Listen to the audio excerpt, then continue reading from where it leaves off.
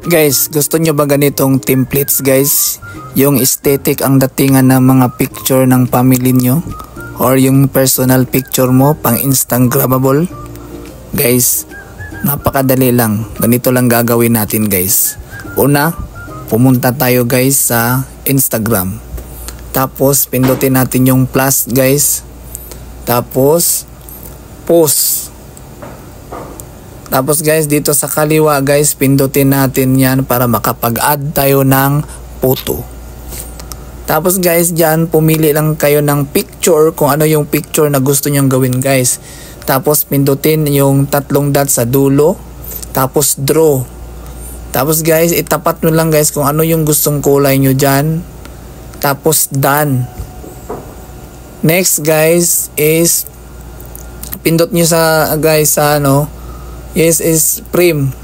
Doon tayo sa frame guys. Tapos mag-add tayo ng frame. Tapos ilagay nyo dyan guys kung ano yung picture nyo dyan guys. Kung ano yung mga ano dyan guys. Yung title mo dyan. So ikaw na bahala dyan.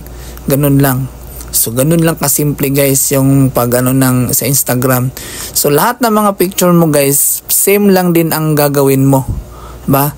So ito yung pinaka gusto kong vlog guys yung pag-edit ng mga picture. Kasi bukod sa hindi ka nagagastos, cellphone lang yung gagamitin mo.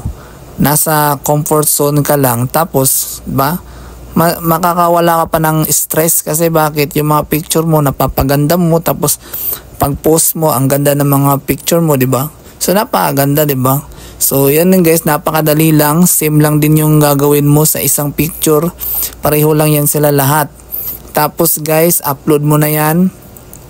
Tapos next guys, pupunta na tayo doon sa CapCut. So doon tayo sa CapCut guys, gagawa tayo doon ng templates. So hanap lang tayo guys ng background, kung anong klaseng background na gusto mo.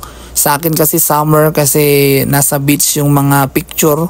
And then i-add ko lang yung photo dun guys, i-overlay ko lang. And then ikaw na bahala guys kung saan mo ilagay, gano'n kalaki yung gusto mo.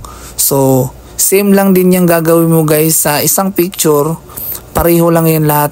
Yan, overlay lang. Tapat-tapat mo lang yan. Tapos guys, pag ma-upload mo na yung mga desire mo na sizes, desire mo na laki at saan mo ilalagay, pag maano mo na yan, alam mo na yung gusto mo, i-upload na extract na natin guys. I-export na natin yan.